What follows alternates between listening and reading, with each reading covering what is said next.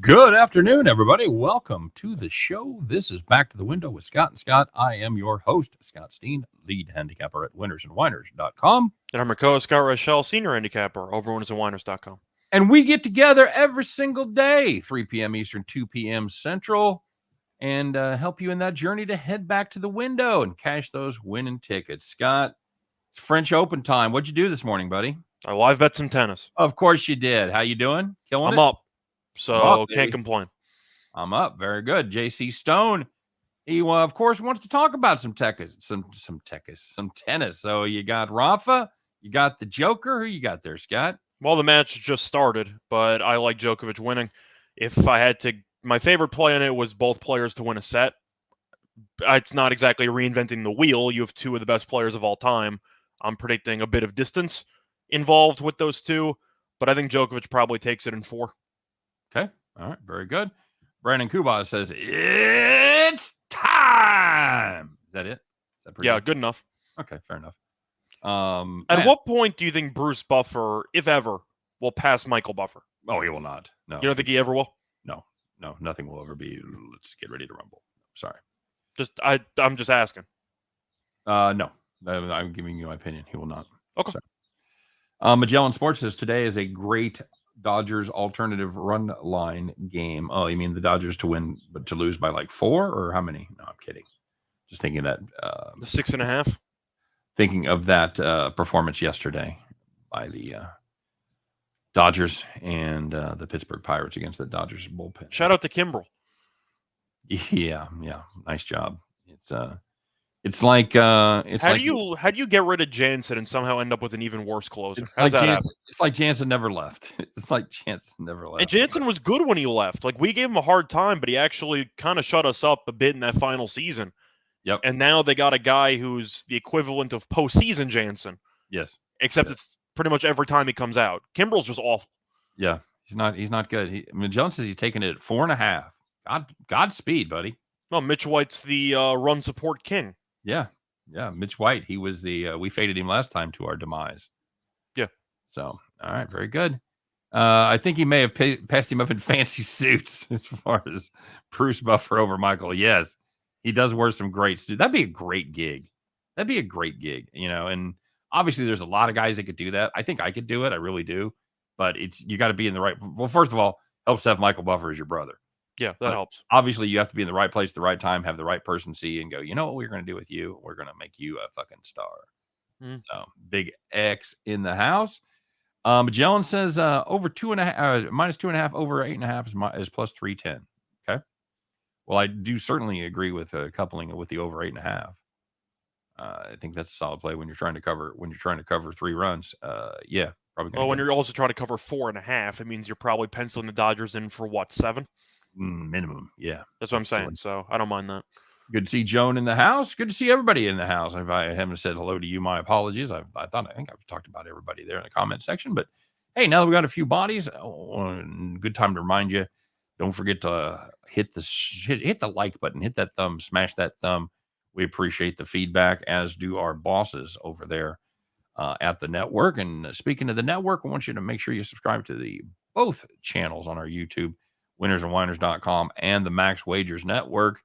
And we keep telling you it's going to happen. And we got the word this morning that it is going to happen as of June the 13th, which is 2 weeks from yesterday. Oh, my birthday. This show. Oh, happy 2 weeks out for your birthday, buddy. Thanks. As of that date, we will be available only on Scott. Where? Max Wagers Network. Max Wagers Network. That's right. So make sure you get subscribed to the Max Wagers Network.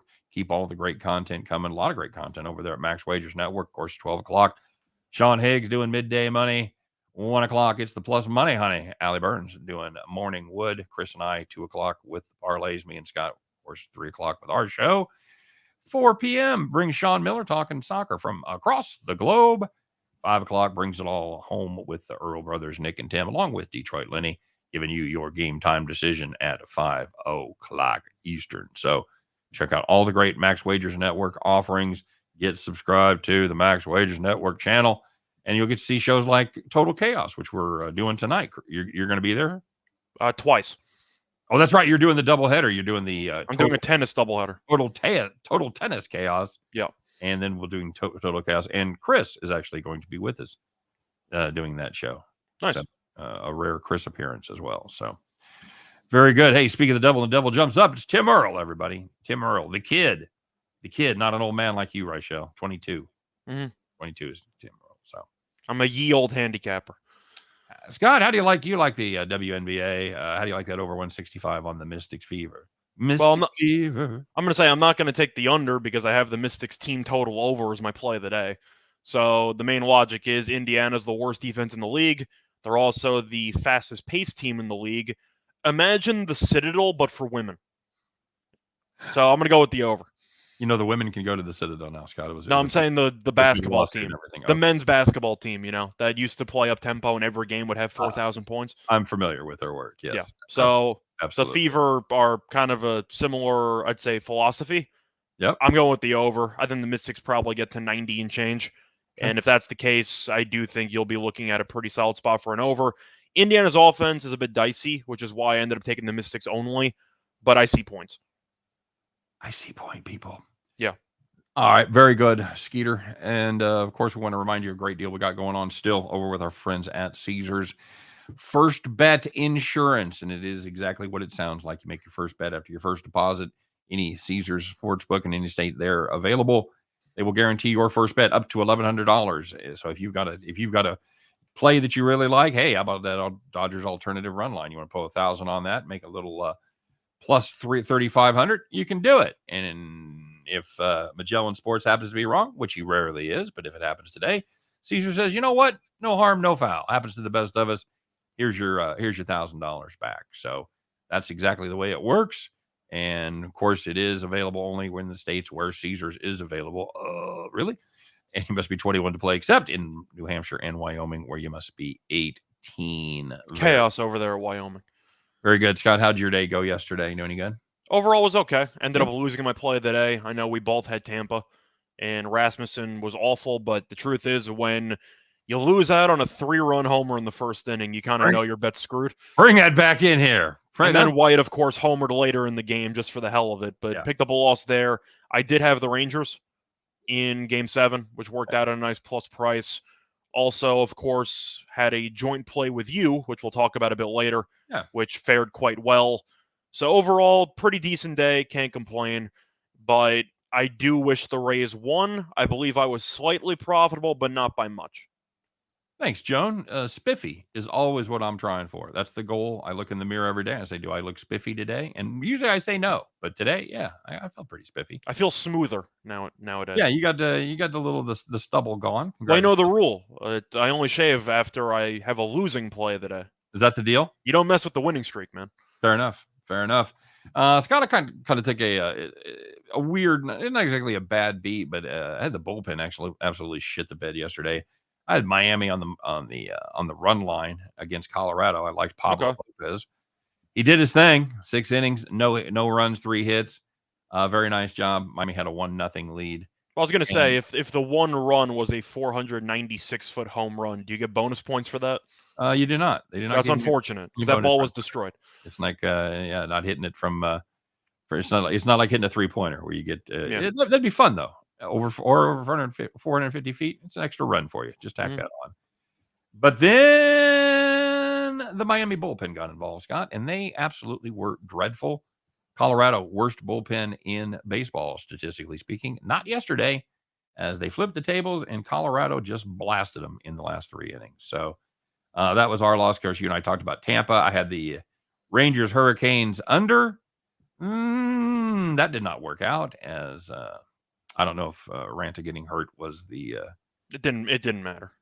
I mean, honestly, it probably didn't, but it certainly didn't. It certainly gives me a touchstone to. It didn't help because the backup goalie sucked. But what did you really expect? I mean, he wasn't expecting to play, but Igor did whatever he could. 17 saves or 16 saves in the first period. Right. But when you give up 2 power play goals in about the first, 7-8 minutes, going to be trouble. It's going to be rough. And I did hit an under in a game that we're going to talk about here in just a minute. So good to see Lex Steele in the house. Ninjas in the house. I hope the Dodgers lose again today. Ninja sounds like he's still a little salty. I mean, I'm going to laugh if they lose again, but I'm kind of with Magellan there. It's one thing if you lose like 1 or 2 games to Pittsburgh, but the Dodgers, they might take some frustrations out because it seems like they've battled a couple of small injuries in the lineup recently, but it feels like the Dodgers are kind of picking a B lineup instead of an A lineup, mostly involving Rios, and you've had Barnes in there every now and then, but it wouldn't surprise me after a loss or 2 to Pittsburgh if they just ramp it up a little bit. Play the good guys. Absolutely true. All right, Scott. Well, let's find out a little bit more in depth what happened yesterday. We'll start off with the winners and whiners, the people that took it in the shorts, the people that took it to the bank. It's the good news, the bad news, and we always eat our vegetables first, and we'll have a little dessert here in just a minute. Let's find out who it is on the Tuesday edition of Call the Cops. All right, very good. Pull over. We're going to start in the National League. Giants and Phillies under 8.5. Giants led 3-2 into the ninth inning. Not just any ninth inning, Scott, the bottom of the ninth. The bottom of the ninth. No extras, no grand slams. That's all we got to guard against. Nope. Phillies tied it with a solo home run, and then 3 runs in the 10th inning. Oofta. Under 8.5. We'll see you later. That game ends up 9. And looking at the second one, if you had the Braves and Diamondbacks over 8.5, you had 8 runs in the first 5 innings. And with Arizona's bullpen, you know the game's going over. Wait a second. Apparently the bullpen actually showed up because the game landed 9, 0 runs in the final 4 innings. Had that one as a premium play, Scott, on the under. Absolutely thought I was screwed and it was going to be a wipeout day. We were able to salvage a victory out of that one. So, and as you know, it is much better to go 1-2 than it is to go 0-3. And if you think about it, if you go 0-3, you're down 300. If you go 1-2, you're down 100. So that one game juice in there, but give or take. I'm just talking about in general. I'm just without juice involved. So maybe you're paying 3 parlays. You don't know. So yeah, you don't know what I do. You don't know. You don't know my life, man. And finally, staying in the major leagues because that's what played yesterday. Yeah, the Orioles Red Sox under 10, 7 runs through the first 8 innings. Baltimore. Boston scored 0, by the way. Yes, Baltimore. You talk about now. We often use the phrase "meaningless runs," and we imply the air quotes when we say "meaningless." But that was truly the case yesterday. As Baltimore, they couldn't stop scoring. Scott, they couldn't find the off switch for that team. They put up 3 in the 9th inning. The game landed 10, and as you mentioned before, all the heavy lifting was done by one team, as you might have expected in that game. As you probably didn't expect, it was the Orioles. Well, it was a bad beat push, of course, but when you have 7 runs and need to avoid 3, and I tell you beforehand Boston's going to score 0, you'll take your chances. That's a push loss. Yeah, it's a push loss. That's a push loss right there. All right, well, there was some good news out there. These are the people that had those nice, easy victories. They got to spend Monday night, the end of their holiday weekend, just relaxing, kicking back, maybe having a little scotch, maybe having a little bourbon and a cigar perhaps, because you, my friends, were sawing them off deep in the arms of the rocking chair. So the first one, if you had the New York Rangers on the money line at around plus 130, I know both of us liked that play against the Hurricanes yesterday. They scored the first 4 goals of the game, and they ended up winning the game 6-2.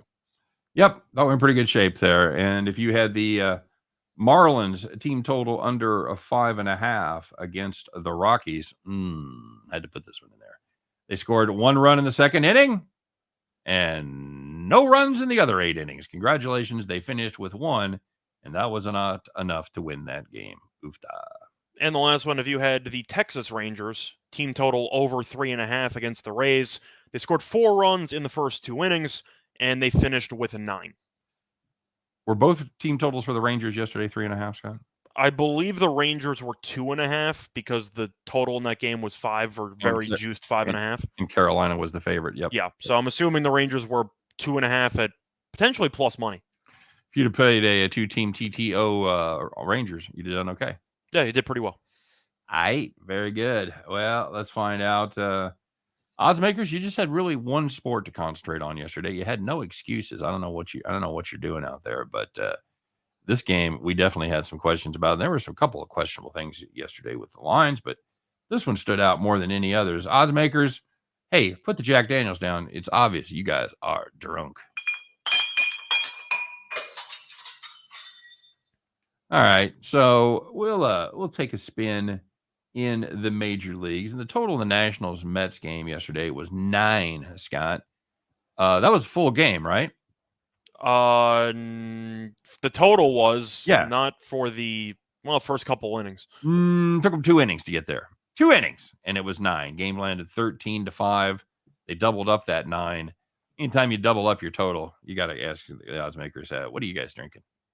And for the record, by the way, they had 9 in the first 2. The game went over in the 3rd inning. Yeah, there you go. But the Nationals, of course, some teams on Twitter will occasionally refuse to post the final score when it's particularly embarrassing. I have seen that, yes. So the Nationals yesterday tweeted final / the Mets had a lot of hits, comma, but so did Nickelback. That was their tweet final recap for the game. Okay. Which kind of sums it up, doesn't it? When you lose 13-5. That's funny. I mean, what else are you going to do? Nothing. I just found it amusing. Yeah, that's a good tweet. I did see that. I thought that was a high quality tweet indeed. And let's checking in with the comment section here. Nadal looking good early. There you go. He's got over 8.5 on that Phillies game. James S. in the house. Jones says she took Celtics second half and covered. Whoever's ahead after first half usually covers second half. Try it and see. Scott, you got a theory on that? You got an opinion on that theory? Well, I feel like that kind of just goes based on the fact that we've had a bunch of blowouts, right? So if you're expecting a team to get off to a decent start, we have seen, I'd say, little to no resistance. Is that fair? Yeah. Yep. For the most part, that's been the case. It hasn't been. You haven't had many games where it's been a tale of two halves. We had a couple in that Celtics Miami series, but for the most part, besides game 1 where Miami outscored Boston by 25 in the 3rd quarter, it's been kind of a steady, I'd say, increasing of lead over the course of 4 quarters. Well, now Boston was up 6 at halftime? Yes, I believe so. What was the number in the second half? Because they ended up winning by 4. So it was pregame they were minus what, 3? 2.5, 3, yeah, whatever you got it at. Yeah. I'm assuming maybe Miami plus 2. Maybe you pushed. I don't know. It's a good question. I don't know. Okay. All right. Joan says it works. I believe Joan. So very good. Corbin's on the mound tonight. Yeah, is that an auto fade for you? Against the Mets? Kind of has to be, doesn't it? Against anybody. Against anybody, but the Mets especially, because the Mets have actually been a very solid team this season. Yeah. Of course, they've seen Corbin a bunch. Division. I was going to say they've seen Corbin a bunch, so I'm expecting them to fare well against him. But Corbin is, how do we put this? Bad.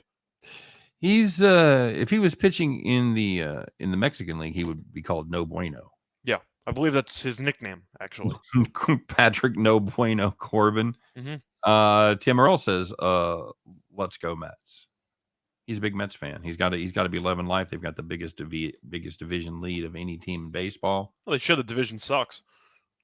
Okay, all right. Well, it's not good. It's not a good division. We thought it'd be way better than that. I'm not going to lie. We thought the Braves would be good. We thought the Phillies would be better. I didn't think the Braves were going to be that good.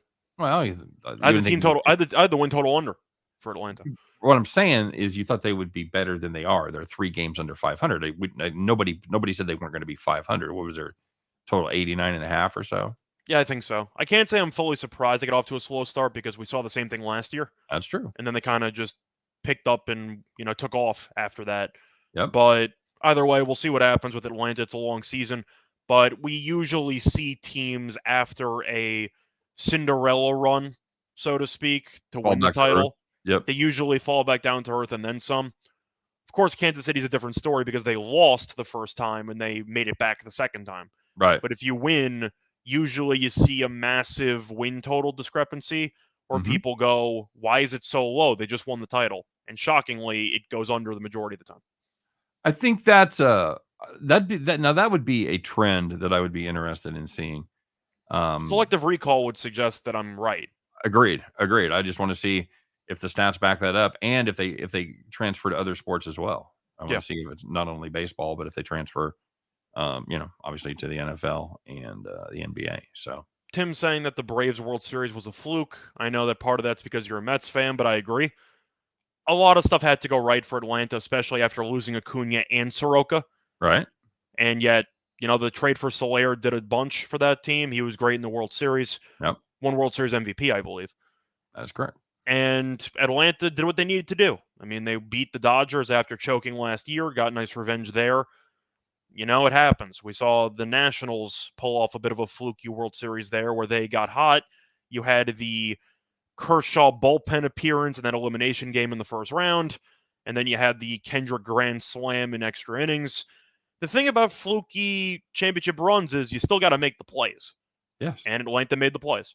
So, yeah, do you think Atlanta puts an asterisk next to their title saying fluky? I don't think so. I do not believe so. In fact, when you're playing 7-game series, yeah, 5 in round 1, but yes, I was gonna say 5 in the first round.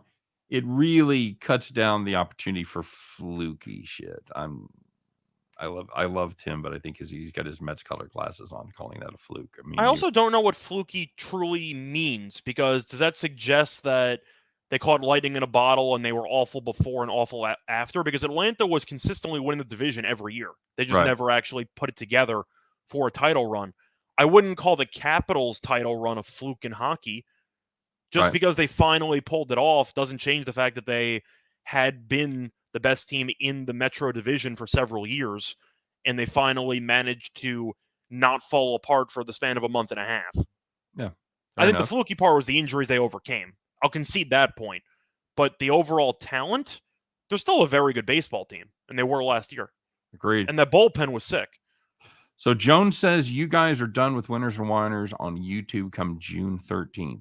I believe our daily YouTube plays are still going to be on Winners and Whiners. Yes, I think our daily plays that Scott and I both do, that we post late at night, early in the morning, those will still be available at both spots, but this show will be available exclusively at the Max Wagers Network, as will all the other stuff that you've come to watch on the Max Wagers Network. So I'll break it down in a more simple way. The pre-recorded stuff will be on Winners and Whiners. The live streams will be on Max Wagers. Yeah, it would be nice if Max Wagers would put the newest show on the damn. David, I so agree.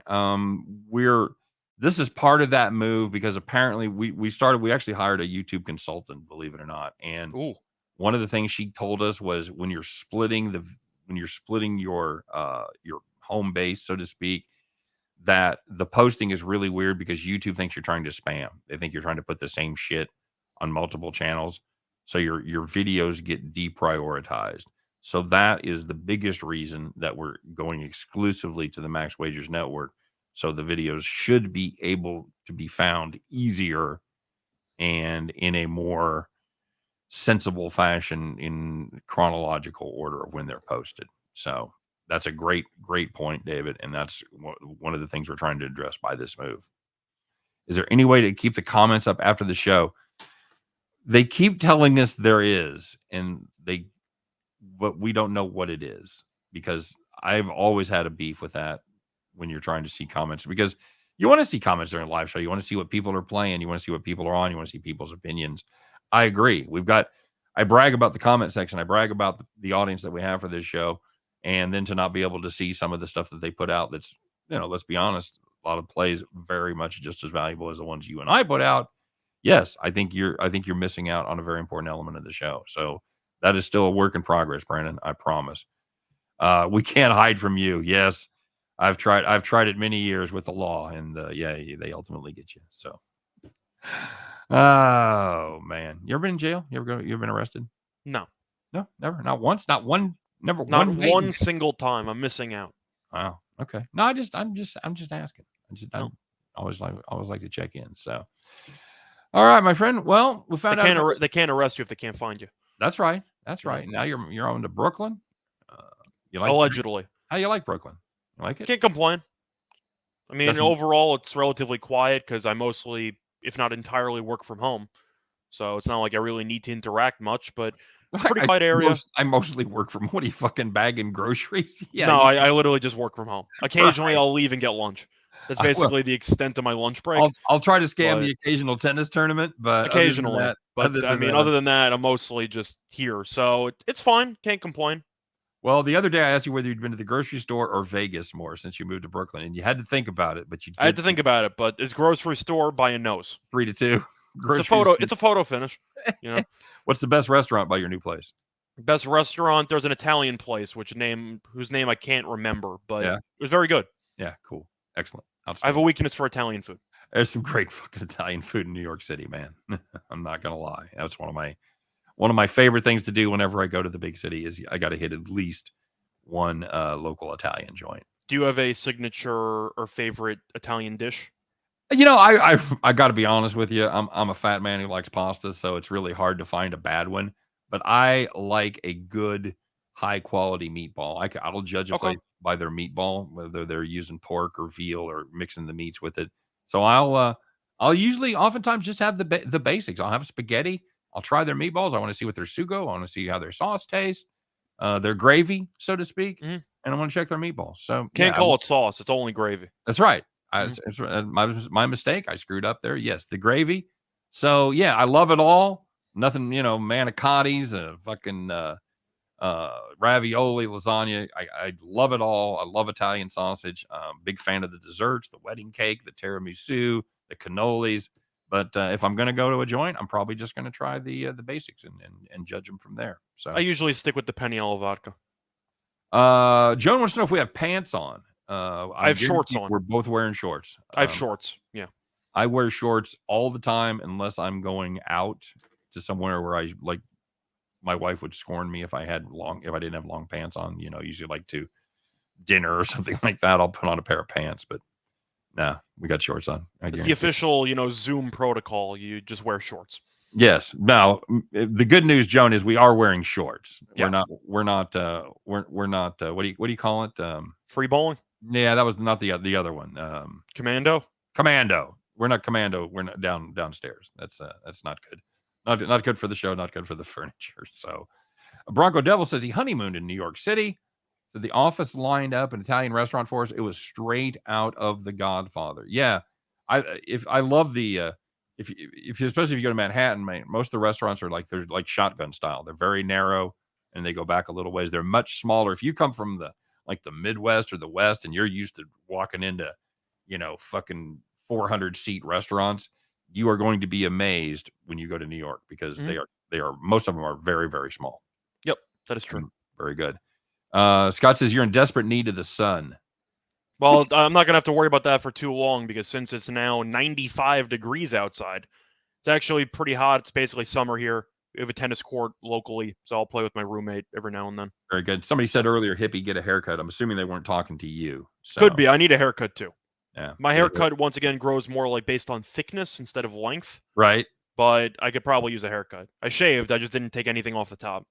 Waiter was an old guy named Guido. Very nice. Good. You ever been to a joint where they come and play music at your table? I cannot say that I have, but I've heard it in the distance. Yeah, it's pretty cool. My occasionally, if you say it's a birthday, a band or something might come out briefly, play a tune. Do you like to go to somewhere for your birthday, where they'll sing and clap to you? Not really. I mean, the truth is, when it comes to going out, I'm really not a big person for my dinner. I mean, for my birthday, I really don't need a big thing like, holy crap, you're turning 25, celebrate. Right. I'm not that type of guy, but usually one of my parents will want to take me out. And of course, they can't resist to have them bring out a piece of cake for $40. And that comes with the whole song and dance, You know exactly what I'm talking about. I do. You sound like me talking. Just saying. Oh, thanks for the cake. How much is that cake? It's like one slice. It's $40. I'm like, I hope I get to take the band members with me or something. We get to go on tour for $40. Brandon Kuba said they came to his table in Mexico for the mariachi. You know what mariachi bands are that doesn't get reported enough? They're fucking loud. Really? I didn't know that. They're really loud. The band with the huge instruments are loud. I really didn't know that. And the guy scream singing. Yeah.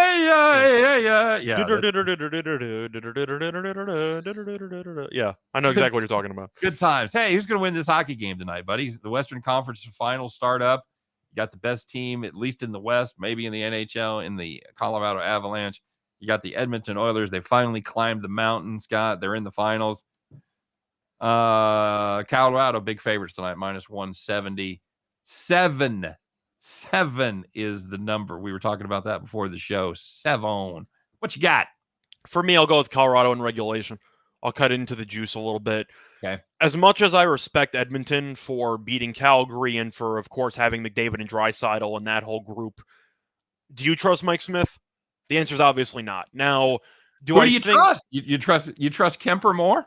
I think Kemper's a much better goalie than Smith, and I will concede that Kemper has not been amazing this postseason. He's been better than Markstrom. I'll tell you that much. I mean, Markstrom was a Vezina candidate who fell off a cliff. Mm-hmm. So if Kemper can even be mediocre, I'll take my chances, because what we've seen from Smith is a lot to be desired. And even when he plays well, we know Colorado can get a bunch of shots on net, and we know Edmonton gives up a bunch of shots on net, which is not a good combo. Colorado should end up with probably 40-plus shots in the majority of games, if not 35-plus shots. Yep. I'll go with the volume. I'll take Colorado in the altitude. I'll take him at home in regulation. Yeah, I don't hate that. Bronco Devil said one of the guys in the band smiled and he was missing teeth. So apparently the dental plan for the mariachi union, not as good as you might anticipate. I just didn't know hockey players were in mariachi bands. Oh, that's good. See, that's very good. Bob. Oh, we're talking about Bob Newhart. You like Newhart as a comic? He's okay. A bunch of Newhart stuff. There are better ones. There are worse ones. You know what he was known for as a young comic? You know what his shtick was? No. The one-way phone call. He would use that halting delivery and do one side of a phone call and make people. That was his shtick. So Peter Wolford, we can see Peter. Well, I like him. Classic old-timey comic, but yeah, very good shtick. I was going to ask, what do you think about the hockey game tonight? I'm not going to take the under. I'm looking at Colorado team total over. It's 3.5 at like minus 145. But with the empty netters and everything and the pace that this game should be played at, I still like the over. But I'll dare Mike Smith to beat me. I'll take Colorado, one of, if not the best home teams in the league, to win in regulation. Okay, that's solid. Larry Sports Talk says congrats on the Celtics. Yep, well done. Red Skelton, another good one. As far as the game tonight goes, here's the thing. I'm not interested in doing two things. I'm not interested in laying 170 with Colorado. I think that's a little too steep. And I'm also not interested in playing the under. Now, do I want to get involved with the over at 7? Probably not. What was it juiced to 135 for 6.5, Scott? I was going to say that over 7 right now is around plus 110. Okay. So if you end up getting a 6.5, you can end up with around minus 135. Yeah. Minus 130, give or take. I'm okay with that. But it sounds like we're on the same page, though. The Avalanche in regulation is minus 115. Yeah, I think that's a pretty fair price. If you force me to just make a straight bet, I would have to take Edmonton for the value. Although I think the Avs probably win. Lex Steele asking an interesting question. Oilers team total over 2.5. It's a lot of juice, but I don't mind it. We saw that a flat 3 was around minus 110, and 2.5 was around, I want to say minus 150, 160. Yeah. I think. Now, once again, if you shop around, maybe you could find yourself a 145. But I found 165. It doesn't fully bother me because I expect goals. But we saw Edmonton willingly get into a track meet because that's how it prefers to play hockey. Correct. Yeah, Colorado's not known to dump and chase that much. So I expect to see a lot of up-tempo action. Yeah. And with both goalies being inconsistent, Smith being mostly bad, I'll go with the over. I don't mind the Edmonton team total over, but I have more faith in Colorado to do the heavy lifting, in my opinion. Kev Cook wants to take a little spin on the Oilers money line. Yeah, like I said, if you made me make one straight bet, that's the one I'd play. Now, I do like your Avs in regulation. We talked about this before. I don't necessarily like the Avs to cover the puck line. Yeah. But I do like them to win that one in reg. So very good. Scott, any insights as far as the basketball goes? I know it doesn't start for a couple of days. You got any early bets that you're getting involved with? Yes, about 6 months ago, I took the Warriors to win the title, and I got that at 43-1 in a parlay. So that's my early bet. I got the Warriors that I'm sweating out from a free bet to win the title. As for the actual series itself, the more that I thought about this series, I've been trying to be extremely unbiased because that's how I try to handicap everything. I originally liked Boston, and then as the Boston-Miami series continued to go on, I started to like Golden State more. And I might have overrated Boston. They're still a very good team. They're in the finals. I had that, and I am not surprised they're there. I think it's a serious red flag with how they close games. They are so bad offensively in the final couple minutes of the fourth quarter. And Golden State has been so good at closing games for so long. Golden State has home court advantage. They're undefeated at home in the playoffs, and Boston's 5-4 at home this postseason. So there are a lot of angles that point in favor of Golden State, and you also have to wonder about experience. And I'm going to ask you, how much is experience worth? Would you say that it's worth 20 cents, 30 cents? Because you're looking at Boston's roster, they don't really have any guys that have been there before. Yeah, and there's a question about once you've played this many series, have you already leveled up in your experience? If you're Boston, have the previous 3 series made a difference? I think you can argue yes, unless the point is that they are so used to being stuck at playing Eastern Conference teams in the playoffs. Right. And you could talk about how, even though Boston is still young, they did go to Game 7 at home against LeBron a couple years ago. They Right. choked it, they lost. But the point is they had been there before. Now you're reaching another level of pressure, and the fact that you have off days in between each individual game might heighten the pressure for a team that hasn't been there before. Fair enough. Larry wants to know if you're hedging. I think I know you well enough to know the answer. My question is, when do you start hedging and how do you do it? I do like Golden State in Game 1. I think that Golden State, based on what we've seen in the postseason so far, they've been a great Game 1 team. And Boston, for the most part, has really been a team to make adjustments for Game 2. They don't actively punt Game 1, but they haven't been good in Game 1s. The one win they have in Game 1 was against the Nets, and it took the Tatum buzzer beater where they had to come from behind. So you can make a serious argument that Boston should be 0-for in Game 1s in the playoffs. Right. So I'm going to go with Golden State. They have the rest advantage there, and I do think Golden State will play well in Game 1 behind the home crowd. The question is, do I think Boston can respond for Game 2? If I'm going to hedge, it would be after Game 1. Has to be. For me. I think Golden State will win Game 1. Okay. Do you? Yes. Yes. Based on the fact of you touched on both of the factors that I'm looking at. They played extremely well at home, and Boston hasn't played great on the road, and they have sucked in Game 1. So yeah, Boston's been very good on the road, but the issue is you're looking at them in Game 1. They really have been willing to take notes. Oh, what are they? Were they 5-4 on the road?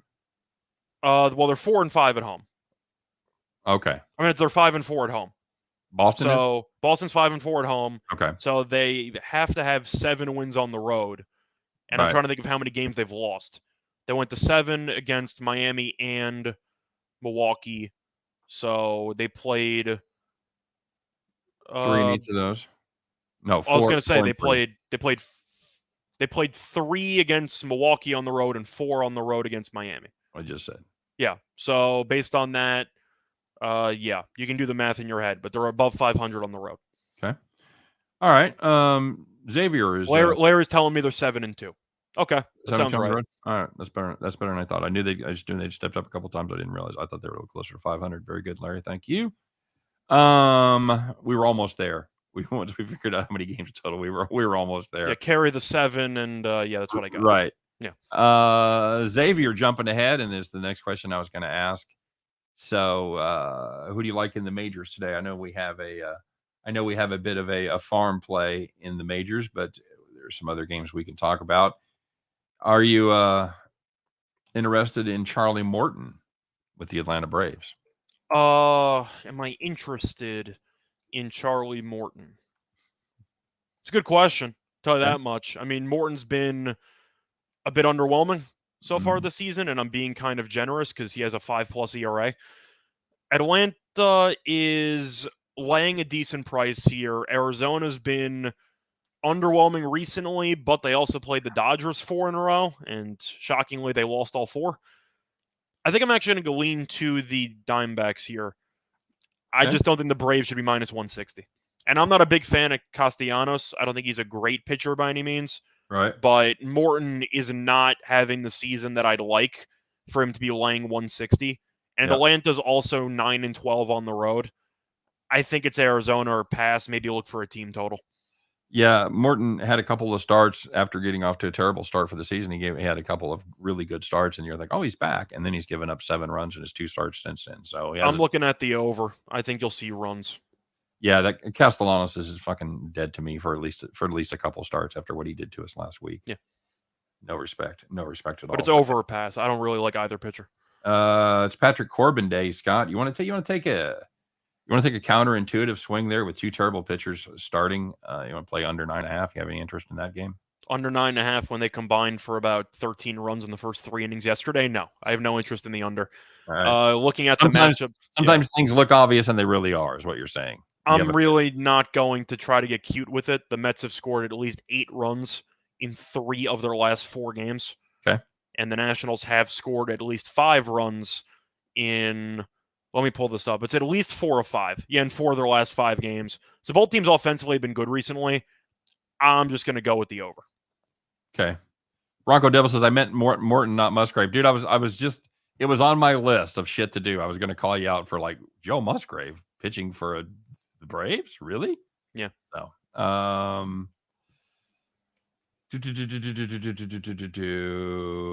the Ageless Wonder, Wainwright, decent price on the Cardinals. Scott, playing 120, 125 against Blake Snell, who has done, I don't know, what do they say, nothing. But oddly enough, this is why ERA can be a little deceiving. Blake Snell, 6.00 ERA. Adam Wainwright, 3.12 ERA. Who has the better whip? Blake Snell. 1-2-2. I'm going with Wainwright. I mean, you mentioned that the whip could be potentially, I'd say, worth noting. Just something to look at. Yeah. But Wainwright's been dominant at home for what, his entire career? Yeah. Since the 70s. Snell's been, once again, meh. I mean, it's mostly bad, but if you want to use the whip as an argument, then you could say he's been mediocre at best. Right. But I'm going to go with the Cardinals here. Wainwright at home, we know how good he's been his entire career. Snell, really since he got pulled in the World Series, has really not been very good. Is that a fair statement? Yeah, it is. I mean, he's dealt with some injuries. Yeah. But, it definitely... But the injuries are important because he doesn't go much length. Yes, correct. He really never has. No. He's always been an inefficient kind of guy. So I'll go with the Cardinals. Because even if Snell pitches well, he'll go, into the 6th inning? Yeah. And the Padres bullpen is okay, not amazing. Right. I'll go with the Cardinals at home. Okay. Reginald Luker says he's got the Nationals underdog, keeping his fingers crossed. Well, it's a nice payoff if you hit it. So good luck to you, sir. Fade the Royals. That's my hot tip for the day. This is a dreadful team right now. They are all kinds of problems. There's a fire burning at Kauffman Stadium right now. They're just 2-8 over their last 10. It doesn't really matter who they're matching up against. Lynch is pitching tonight. He was decent his last time out. He gave up 2 earned, but he was in and out of trouble all night as he gave up 7 hits, 2 walks, and 5 1/3, 6 strikeouts. I don't care who's pitching. I don't care if it's Daniel Lynch, Larry Gura, Dennis Leonard, Brett Saberhagen. I don't care. Saberhagen. I'll back Saberhagen. This is a terrible, terrible baseball team right now. Cal Quantrill. Scott, I know you're not a Quantrill. No, I can't be that mean about him because he's actually been decent for the last year and a half. Yeah, he's been all right. He's given up just 3 earned runs in his last 13 innings against Cincinnati and Houston. You're getting a decent price. Here's the time of the season, kids. If you're able to fade the Royals at 140 or less, it's an auto play. It's an auto play. All right, until I tell you different, because that's how they roll. Especially since Corbin's not pitching. What's that? Oh, or like Hunter Green. Yeah, you have an actual decent starting pitcher. Yeah. But again, when you reach this point with Kansas City, it doesn't fucking really matter because they're in that point in the season where for the next month they're likely going to lose 3 out of 4. Well, I'm just saying you can Write it just down. counter the point of saying, well, the line is so low, and you could say, well, the starting pitcher probably sucks, but Quantrill doesn't. This line's probably closer to 150. Joan wants to know if we have any parlays or do we leave it to Chris? We will play the occasional parlay. We do not do it for a living like Chris does, but Scott just did a couple of very nice parlays here about a week ago when he was in Vegas for the weekend. Hit some snappers. At a 17-1 to 13-1. And I don't play big. I'll play a 2-teamer. And I only did that because I was in Vegas. I'll play a 2-team the parlay. only reason why I did it. Yeah, we're not generally parlay guys. I will put one out there occasionally as a play of the day. Hit one a couple weeks ago and missed one this week. So yeah. I am a bit of a parlay guy, but it's mostly 2 picks. If I want to turn a minus 150 and like a minus 170 into plus something, then occasionally I'll do that. Yep. Tennis, I'll do it on occasion as well. Same thing, like over 3.5 sets, etc. But for the most part, I'll usually make most of my money in straight bets and then maybe eat into some of the winnings for a couple of long shots in the dark. Fair enough. And I know you like to take you like to take those free plays on parlays. Pretty much, but once again, it's a situation where parlays for the most part are a serious negative EV type of play. Yeah. Which is why most, I'd say, pro handicappers will never actually do parlays.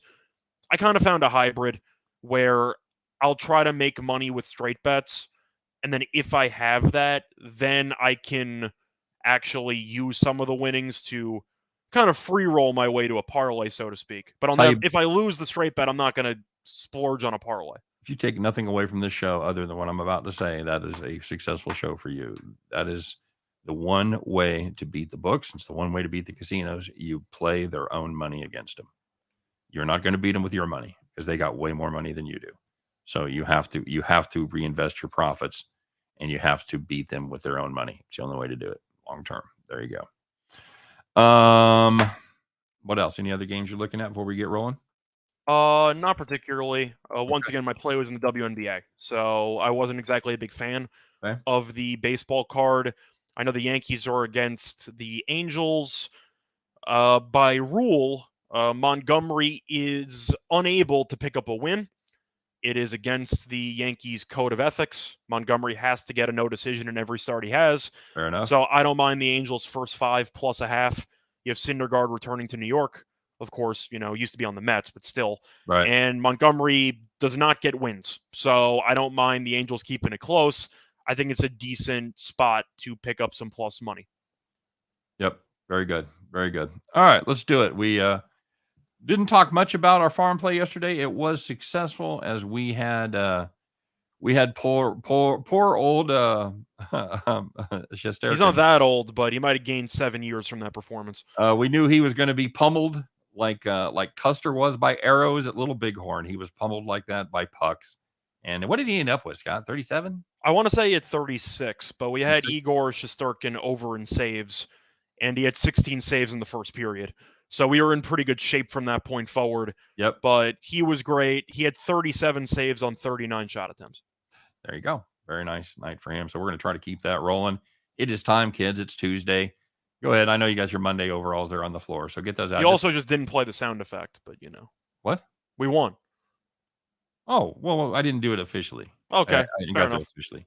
I got to go the whole thing. So it's time. You've thrown me.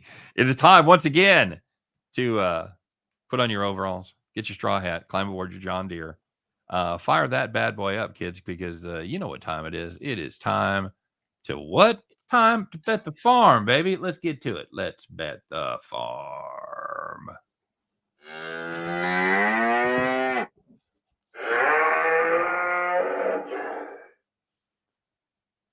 All right, very good.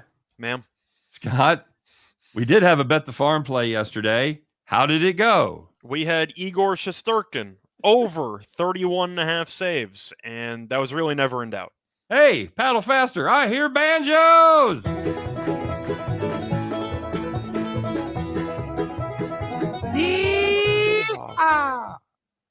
All right, very good.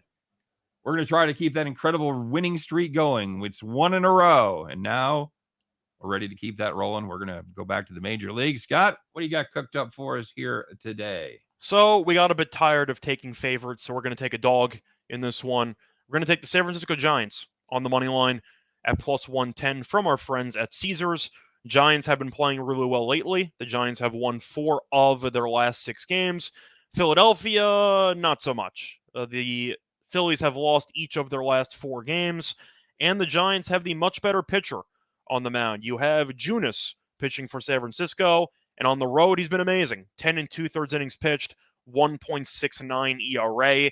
And you have Ranger Suarez pitching for the Phillies.